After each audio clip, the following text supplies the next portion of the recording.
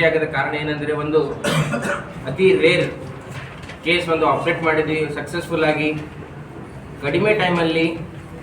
ಅತಿ serious patient, ಭಾಳ ಚೆನ್ನಾಗಾಗಿ successful ಆಗಿ ಒಂದು ಹ್ಯಾಪಿ ಫೇಸಸ್ಲಿಂದ ಪೇಷಂಟ್ ಇವತ್ತು ತಮ್ಮ ಎಲ್ಲ ಫ್ಯಾಮಿಲಿ ಅವ್ರ ಜೊತೆಗೆ ಖುಷಿಯಾಗಿ ಹೋಗ್ತಾ ಇದ್ದಾರೆ. ಮತ್ತು ಇದು ಒಂದು ಇಂಥ ಕೇಸ್ ಒಂದು 8 ಗಂಟೆಯ ಆಪ್ರೇಷನ್, ಅಡ್ವಾನ್ಸ್ಡ್ ಕಿಡ್ನಿ ಕ್ಯಾನ್ಸರ್ ಪೇಷಂಟಿಗೆ ಇತ್ತು. ಲೆಫ್ಟ್ ಸೈಡೆಡ್ ಕಿಡ್ನಿ ಕ್ಯಾನ್ಸರ್ ಇತ್ತು. ಕಿಡ್ನಿನಲ್ಲಿ ಅಷ್ಟೇ ಮಾತ್ರ ಕ್ಯಾನ್ಸರ್ ಇರಲಿಲ್ಲ, ಆ ಕಿಡ್ನಿಲಿಂದ ಒಂದು ರಕ್ತನಾಳ ಹೋಗುತ್ತೆ. ಆ ರಕ್ತನಾಳಿ ಹಾರ್ಟಿಗೆ, ದೊಡ್ಡ ರಕ್ತನಾಳಿಗೆ ಅಟ್ಯಾಚ್ ಆಗುತ್ತೆ. ಅದರಲ್ಲಿ ಥ್ರಾಂಬೋ ಎಂಬೋಲಿಸಮ್ ಅಂತ ಹೇಳ್ತಾರೆ. That was the risk. ರಕ್ತನೂ ಕೆಪ್ಪಗಟ್ಟಿತ್ತು. ಸೊ ಅದು ದೊಡ್ಡ ರಕ್ತನಾಳಿಗೆ ಸ್ಟಾಪ್ ಮಾಡಿ ಅದು ಕಿಡ್ನಿ ಪೂರ ತೆಗೆದು ಅದು ರಕ್ತನಾಳಿ ಒಳಗಿಂದು ರಕ್ತ ಕೆಪ್ಪಗಟ್ಟಿದ್ದು ಅದನ್ನು ತೆಗಿಬೇಕು. ಸೊ ಇಷ್ಟೆಲ್ಲ ದೊಡ್ಡ ಕೇಸ್, 8 ಗಂಟೆಯಲ್ಲಿ ದೊಡ್ಡ ಆಪ್ರೇಷನ್. ಅನೆಸ್ಥಿಷಿಯಾ ಚಾಲೆಂಜಿಂಗ್ ಅನೆಸ್ಥಿಷಿಯಾ ಇತ್ತು, ಚಾಲೆಂಜಿಂಗ್ ಸರ್ಜರಿ ಇತ್ತು. ಇಂಥ ಒಂದು ಚಾಲೆಂಜಿಂಗ್ ಪ್ರೊಸೀಜರ್ ಒಂದು ಹೈದರಾಬಾದ್ ಆಗಲಿ, ಒಂದು ಬೆಂಗಳೂರು ಆಗಲಿ, ಮುಂಬೈ ಆಗಲಿ, ಇಂಥ ಒಂದು ದೊಡ್ಡ ದೊಡ್ಡ ಸಿಟಿಯಲ್ಲಿ ಮಾಡುವಂಥದ್ದು ಒಂದು ಆಪ್ರೇಷನ್ಗಳು ಇಲ್ಲಿ ಕಲಬುರಗಿಯಲ್ಲಿ ನಮ್ಮ ಕಲ್ಯಾಣ ಕರ್ನಾಟಕ ಭಾಗದಲ್ಲಿ ಬಹಳ ವೇಗವಾಗಿ ಇಮ್ಮಿಡಿಯೇಟ್ಲಿ ಚೆನ್ನಾಗಿ ಡಿಸ್ಚಾರ್ಜ್ನು ಜಸ್ಟ್ 4 ಡೇಸ್ನಲ್ಲಿ, 4 ಡೇಸ್ ಅಂದರೆ 24 ಗಂಟೆಲಿಂದ 4 ಕ್ಯಾಲ್ಕುಲೇಟ್ ಮಾಡಿದ್ರೆ ವಿದಿನ್ 100 ಅವರ್ಸ್ ಪೇಷಂಟ್ ಡಿಸ್ಚಾರ್ಜ್ ಆಗ್ತಾ ಇದೆ. ಇದು ಒಂದು ಒಳ್ಳೆ ಖುಷಿಯ ಖಬರು ನಮ್ಮ ಕಲ್ಯಾಣ ಕರ್ನಾಟಕ ಭಾಗದಲ್ಲಿ ಹೇಳಬೇಕಂತ ನಾನು ಬಯಸುತ್ತೇನೆ. ನಮ್ಮ ಕಲ್ಯಾಣ ಕರ್ನಾಟಕ ಭಾಗದ ವೈದ್ಯರು ಯಾವುದಕ್ಕೂ ಹಿಂದೆ ಇಲ್ಲ. ಎಲ್ಲ ಆಪ್ರೇಷನ್ಗಳು ನಾವಿಲ್ಲಿ ಮಾಡ್ತಾ ಇದ್ದೀವಿ. ಒಂದು ನಮ್ಮ ಎಲ್ಲ ಡಾಕ್ಟರ್ಸ್ ಗ್ರೂಪಿಂದ ಒಂದು ಎವ್ರಿ ಸರ್ಜರಿ ಆಗಲಿ, ಎವ್ರಿ ಕೇಸ್ ಆಗಲಿ ಚಾಲೆಂಜ್ ಆಗಿ ಅದು ತಗೊಂಡು ಮಾಡಬೇಕೇ ಅಂತ ಹೇಳಿ ನಾವು ಮನಸ್ಸು ಮಾಡಿದ್ದೀವಿ. ನಾವು ಕೈ ಕಟ್ಕೊಂಡಿದ್ದು ಕೆಲಸ ಮಾಡಬೇಕಂತ ಹೇಳಿದ್ದೀವಿ. ಮನಸ್ಸು ನಾವೆಲ್ಲ ಗಟ್ಟಿ ಮಾಡ್ಕೊಂಡಿದ್ದೀವಿ. ಇದು ಮಾಡಬೇಕೇ, ಇದು ಎಲ್ಲ ಇಂಥ ಕೇಸಸ್ ಎಲ್ಲ ಇದು ಮಾಡಬೇಕೇ. ಒಂದು ಕಲ್ಯಾಣ ಕರ್ನಾಟಕ ಭಾಗದಲ್ಲಿ ಕಲಬುರಗಿ ಮುಂದೆ ಬೆಳಿಬೇಕಂತ ಹೇಳಿ ನಾವು ನಮ್ಮ ಮನಸ್ಸಿಂದ ನಮ್ಮ ಎಲ್ಲ ನಮ್ಮದು ಏನು ಸ್ಟ್ರೆಂತ್ ಇದೆ ಎಲ್ಲ ಹಚ್ಚಿ ನಾವು ಕೆಲಸ ಮಾಡ್ತಾ ಇದ್ದೀವಿ. ಈ ಪೇಷಂಟ್ ಒಂದು ಟೀಮ್ ಮಾಡಿ ಒಂದು 5 to 6 ಡಾಕ್ಟರ್ಸ್ ಟೀಮ್ ಇತ್ತು. ಆಂಕೋ ಸರ್ಜನ್ ನಮ್ಮ doctor Arun Bharath sir, chief intensivist doctor Muzammil sir, anaesthetist doctor Satish sir, ಮತ್ತು ಫಿಸಿಷಿಯನ್ ಡಾಕ್ಟರ್ ಶ್ರೀಕಾಂತ್ ಸರ್, ಮತ್ತು urologist doctor Raj Ahmed Mulla sir, ಒಂದು ದೊಡ್ಡ ಟೀಮ್ ಮಾಡಿ ಎಲ್ಲರದ್ದು ತಮ್ಮ ಒಂದು ಕೆಲಸವನ್ನು ಮಾಡಿ ಇವತ್ತೊಂದು ಸಕ್ಸಸ್ ನಮಗೆ ಇವತ್ತು ಸಿಕ್ಕಿದೆ ಅಂತ ನಾನು ಹೇಳಬೇಕಂತ ಬಯಸ್ತೀನಿ. ಪೇಷಂಟಿಂದ ಅನೆಸ್ಥಿಷಿಯಾ ಡೀಟೇಲ್ಸ್ ಡಾಕ್ಟರ್ ಸತೀಶ್ ಹೇಳ್ತಾರೆ, ICU ಡೀಟೇಲ್ಸ್ ಹೆಂಗೆ ಪೇಷಂಟಿಗೆ ನಾವು ಮ್ಯಾನೇಜ್ ಮಾಡಿದ್ದೀವಿ. ಮತ್ತು ಇಂಪಾರ್ಟೆಂಟ್ ಏನು ಹೇಳಬೇಕಂದ್ರೆ, ಕಿಡ್ನಿ ಕ್ಯಾನ್ಸರ್ ಇತ್ತು ಪೇಷಂಟಿಗೆ, ಬಂದ ಮೇಲೆ ಡಯಾಗ್ನೋಸಿಸ್ ಆಯಿತು. ಆದಮೇಲೆ ಈ ಕಿಡ್ನಿ ಕ್ಯಾನ್ಸರ್ಲಿಂದ ಬೇರೆ ಕಡೆ ಎಲ್ಲಾದರೆ ಹರಳಿದೆ ಏನಂತ ನೋಡೋಕ್ಕೆ ನಾವು ಎದೆ CT ಸ್ಕ್ಯಾನ್ ಮಾಡಿದ್ವಿ. ಎದೆ CT ಸ್ಕ್ಯಾನ್ ಮಾಡಿದ್ರೆ ನಮ್ಗೆ ಆಶ್ಚರ್ಯ ಏನಾಯ್ತು ಅಂದರೆ ಪೇಷಂಟಿಗೆ TB ಕೂಡ ಇತ್ತು, ಅವ್ರಿಗೆ ಗೊತ್ತಿರಲಿಲ್ಲ. ಸೊ ಆ ಆಕ್ಟಿವ್ TB ಕೂಡ ಇತ್ತು. ಆಕ್ಟಿವ್ TB ಜೊತೆಗೆ ಸರ್ಜರಿ ಮಾಡೋದು ಇನ್ನೂ ಚಾಲೆಂಜಿಂಗ್ ಇತ್ತು. ಬಟ್ ಸ್ಟಿಲ್ ವಿ ಮ್ಯಾನೇಜ್ ಮಾಡಿ ಚೆನ್ನಾಗಿ ಆಪ್ರೇಷನ್ ಆಯಿತು. ಸೊ ಮತ್ತು ಕ್ಯಾನ್ಸರ್ ಇದೊಂದು 7 ಕ್ಯಾನ್ಸರ್ ಅಂದರೆ ಹೆಂಗಿರುತ್ತೆ, ಒಂದು ನಮ್ಮ ಗೋಧಿ ಹಿಟ್ಟನ್ನು ನೀವು ನೀರು ಹಾಕಿ ಚಪಾತಿ ಮಾಡೋಕ್ಕೆ ಹೆಂಗೆ ಮಾಡ್ತಿರಲಿಲ್ಲ, ಆ ಗೋಧಿ ಹಿಟ್ಟಿನಲ್ಲಿ ಒಳಗಡೆ ನಾವು ಒಂದು ₹1 ಕಾಯಿನ್ ಹಾಕಿದ್ಮೇಲೆ ಇದು ಪೂರ ಮಾಡಿಸ್ಬಿಟ್ಮೇಲೆ ಈಗ ಅದು ₹1 ಕಾಯಿನ್ ತೆಗಿಬೇಕಂದ್ರೆ ಎಷ್ಟು ಕಷ್ಟ, ಆ ಥರ ಕಿಡ್ನಿ ಆಗಿತ್ತು. ಅಂಥ ಒಂದು 8 ಗಂಟೆ ಆಪ್ರೇಷನ್ ಸತತವಾಗಿ ಡಾಕ್ಟರ್ ಅರುಣ್ ಭರತ್ ಅವರು ಮಾಡಿದ್ದಾರೆ. ನಾನು ಅವ್ರಿಗೆ ಕಾಂಗ್ರ್ಯಾಚುಲೇಟ್ ಹೇಳಬೇಕಂತೀನಿ. ಮತ್ತು ನಮ್ಮ ಅನೆಸ್ಥಿಷಿಯಾ ಟೀಮ್, ನಮ್ಮ ICU ಟೀಮ್ ಒಳ್ಳೆ ಕೆಲಸ ಮಾಡಿ ಒಂದು ಭಾಳ ಬಡವ ಪೇಷಂಟ್ ಇತ್ತು, ಅವರಿಗೆ ನಾವು ಭಾಳ ಎಲ್ಲ ತರೀಕೆಯಿಂದ ಸಪೋರ್ಟ್ ಮಾಡಿ ಇವತ್ತೊಂದು ನಾವು ಖುಷಿಯಾಗಿ ಅವರಿಗೆ ಕಳಿಸ್ತಾ ಇದ್ದೀವಿ ಅಂತ ಹೇಳಬೇಕಂತ ಬಯಸ್ತೀನಿ. ಮುಂದಿನ ಡೀಟೇಲ್ಸ್ ಎಲ್ಲ ಅರುಣ್ ಭರತ್ ಸರ್. ಧನ್ಯವಾದ. ಈ ಅಲ್ಲಾವತ್ ಪೇಷಂಟ್ ಏನಿಲ್ಲ, ಆ ಪೇಷಂಟಿಗೆ ನಾನು ಅನಸ್ತೇಷಿಯಾ ಕೊಡಬೇಕು. ಅನಸ್ತೇಷಿಯಾ ಕೊಡಬೇಕಾದ್ರೆ ಯಾಕೆ ಚಾಲೆಂಜಿಂಗ್ ಇದೆ, ಪೇಷಂಟಿಗೆ ಆ್ಯಕ್ಟಿವ್ ಟ್ಯೂಬರ್ಕ್ಯುಲೋಸಿಸ್ ಇತ್ತು. ಅದರಲ್ಲಿ ಇನ್ಫೆಕ್ಷನ್ ಇರೋ ಸಲಕ ಅವ್ರ ಪೇಷಂಟಿಗೆ ಏನಾದರೂ ಬೇವಿಸ್ ಮಾಡೋಕ್ಕೆ ಹೋಗ್ತಾರೆ, ಅವಾಗ ಬ್ರಾಂಕೋಸ್ ಉಸಿರಾಡೋಕ್ಕೆಲ್ಲ ಜಾಸ್ತಿ ತೊಂದರೆ ಆಗೋ ಚಾನ್ಸಸ್ ಜಾಸ್ತಿ ಇರುತ್ತೆ. ಅವರಿಗೆ ನಾವೇನು ಮಾಡಿದ್ದೆವು, ಮೊದಲು ಎದೆಯಿಂದ ಕೆಳಗಡೆ ಭಾಗನ ಫುಲ್ ಬೇವಿಸ್ ಮಾಡಿದ್ದೆವು. ಎದೆಯಿಂದ ಕೆಳಗಡೆ ಭಾಗ ಬೇವಿಸ್ ಮಾಡಿ ಅರ್ಧ ಸರ್ಜರಿ ಆಗೋ ತನಕ ಅದ್ರ ಮೇಲೆ ಮೇಂಟೈನ್ ಮಾಡಿದ್ದೆವು. ಆಮೇಲೆ ಹಾಫ್ ಸರ್ಜರಿ ಆದಮೇಲೆ ಅವರಿಗೆ ಫುಲ್ ಬೇವಿಸ್ ಮಾಡಿ ಪೇಷಂಟಿಗೆ ವೆಂಟಿಲೇಟರ್ ಮಾಡಿದ್ವಿ. ಇಂಡ್ರಾಪ್ blood loss around 500 to 600 ml ಇತ್ತು. ಅದು ಇಂಡ್ರಾಪಲ್ಲಿ ಒಂದು ರಕ್ತ ಎಲ್ಲ ಫುಲ್ ಟ್ರಾನ್ಸ್ಫ್ಯೂಸ್ ಮಾಡಿ ಅವ್ರು ವೈಟಲ್ಸ್ ಎಲ್ಲ ನೋಡ್ಕೊಂಡು ಪೇಷಂಟನ್ನು 12 ಗಂಟೆ ವೆಂಟಿಲೇಟರ್ಲಿ ಇಟ್ಕೊಂಡಿದ್ದೀವಿ. ಅವ್ರದ್ದು ಪೇನ್ ಕಂಟ್ರೋಲು, ಇಂಡ್ರಾಪಲ್ಲಿ ಒಂದು ಎಪಿಡ್ಯೂರಲ್ ಅನಸ್ತೇಷಿಯಾ ಅಂತ ಬರುತ್ತೆ, ಅದೇ ಹಿಂದ್ಗಡೆ ಹಾಕಿ ಕೆಥೆಡ್ರ್ ಅದರಲ್ಲಿ ಅವ್ರಿಗೇನಾದರೂ ನೋವು ಜಾಸ್ತಿ ಆದ್ರೆ ಹಂಗೇನಾದರೆ 3 ದಿನ ತನಕ ಪೋಸ್ಟ್ ಆಫ್ ವೆಂಟಿಲೇಷನಿಂದ ಹೊರಗಡೆ ಬಂದ ಮೇಲೂ ಪೇಷಂಟಿಗೆ ಪೇನ್ ಕಂಟ್ರೋಲ್ ಮಾಡೋಕ್ಕೆ ಅದು ಕೆಥೆಡ್ರ್ ಹಾಕಿ ಅವರಿಗೆ 12 ಅವರ್ಸಿಗೆ ನಾವು ಎಪಿಡ್ಯೂರಲ್ ಟಾಪಪ್ ಅಂತ ಕೊಡ್ತೀವಿ.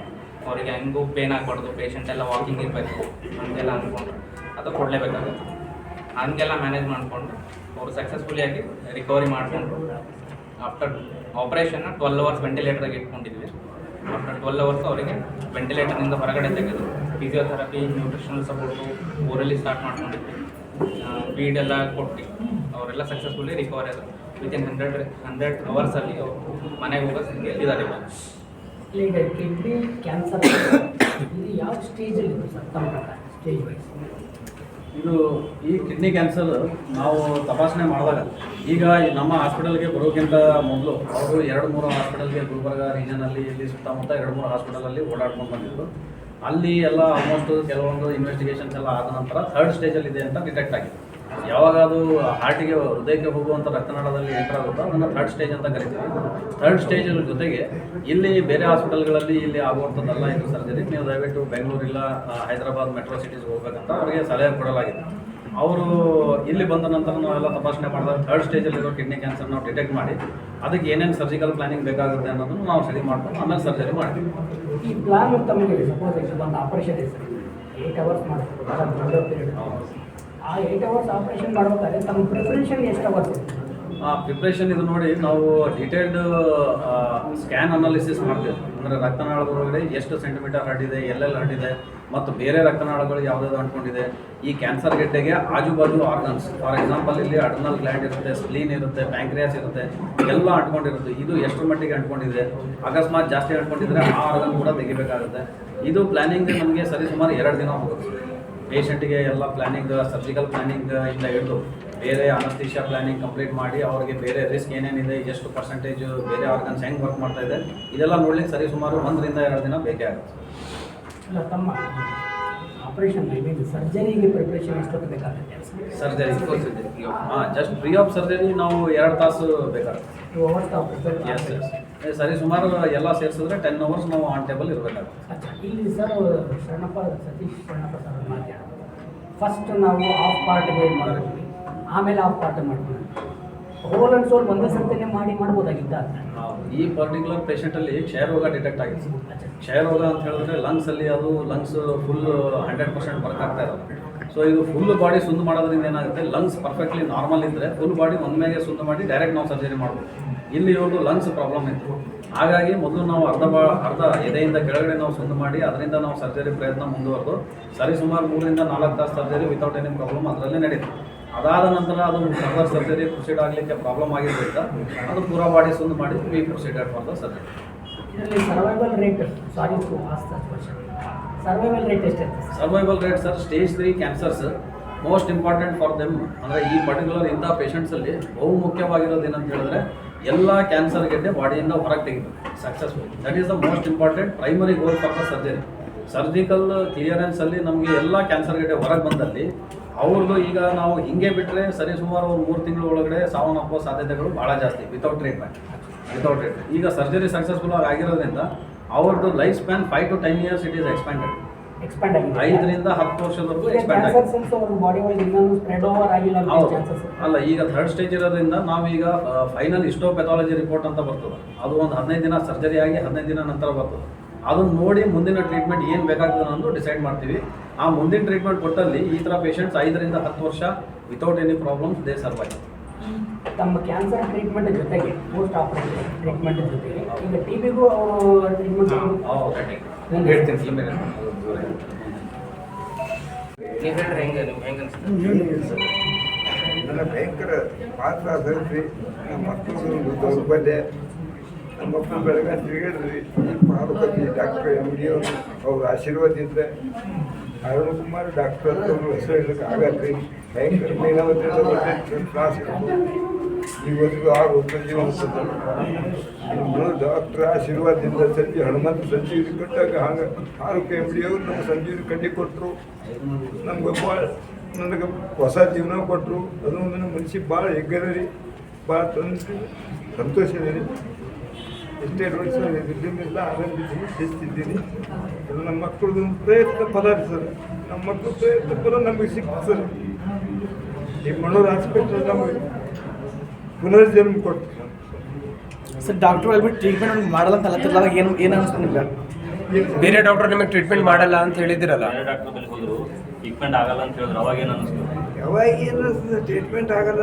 ಹಲವಾರು ಒಬ್ರು ಬೆಂಗಳೂರಿಗೆ ಹೋಗೋರು, ಒಬ್ರು ಹೈದ್ರಾಬಾದ್ಗೆ ಹೋಗೋರು, ನಮ್ಮ ಮಕ್ಕಳು ಮನೆಗೆ ತಂದು ಹಾಕಿ ಬೊಕ್ಕೈಯಾಗಿ ಹಿಡ್ಕೊಂಡು ಅಲ್ಲಿ ಹೋಗೋದು ಇಲ್ಲಿ ಹೋಗೋದು, ಅಲ್ಲಿ ಹೋಗ್ಬಂದ್ವಿ ಇಲ್ಲಿ ಹೋಗ್ಬಂದ್ವಿ, ಮತ್ತೊಂದು ಹಾಸ್ಪಿಟಲ್ ಅಲ್ಲಿ ಹಿಡಿಯೋದು, ಬೆಂಗಳೂರು ಹೋಗೋದು, ಅಲ್ಲೇ ದುಡ್ಡು ಆರ್ಥಿಕ ಪರಿಸ್ಥಿತಿ ಎಲ್ಲಿ ಹೋಯ್ತದ ಮಕ್ಕಳು ಏನು ಮಾಡ್ತದೆ. ಬೇರೆ ಡಾಕ್ಟರ್ ಬರೋಣ ನಿಮ್ಮ ಟ್ರೀಟ್ಮೆಂಟ್ ಆಗ್ತದ 15 ಲಕ್ಷ ಆಗ್ತದ 20 ಲಕ್ಷ ಆಗ್ತದ. ಇತರ ಸಹಾಯ ಲೆಕ್ಕದಲ್ಲಿ ಆಸೆನೇ ಬಿಟ್ಟಿದ್ದೀನಿ ನಾನು.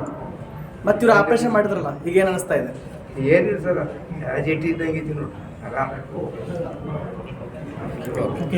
ಹೌದಾ? ಮನ್ನೂರು ಸರ್ ಅವ್ರಿಗೆ ಏನು ಹೇಳಕ್ ಬಯಸ್ತೀವಿ ಸರ್ ನಿಮ್ಲಿಂದ, ನಿಮಗೆ ಪುನರ್ಜೀವನ ಕೊಟ್ಟಿರಲ್ಲ ಡಾಕ್ಟರ್ ಅವರಿಗೆ? ಅವ್ರಿಗೆ ಏನು ಮಾಡಿದ್ರು ನಮಗೆ ಕಮ್ಮಿನೇ ಇದೆ ರೀ. ಡಾಕ್ಟರ್ ಸಾಹೇಬ್ MD ಸಾಹೇಬ್ರು ದೇವ್ರು ಇದ್ದಂಗೆ ರೀ. ಅವ್ರು ಹಾಸ್ಪಿಟ್ಲ ಏನೋ ಪರಿಚಯ ನಡೀಲಿ, ಅವ್ರು ಏನು ಮಾಡಿ ಸಕ್ಸಸ್ ಕೊಡಲಿ, ಅಲ್ಲ ಅವ್ರಿಗೆ ಏನೋ ಜಗ್ಗಿ ತಾಕತ್ತು ಕೊಡಲಿ ಅಂತೇಳಿ ಎಲ್ಲರೂ ಬರೀ ಬೇಡ್ಕೊತೇವೆ ಸರ್. Okay, thank you.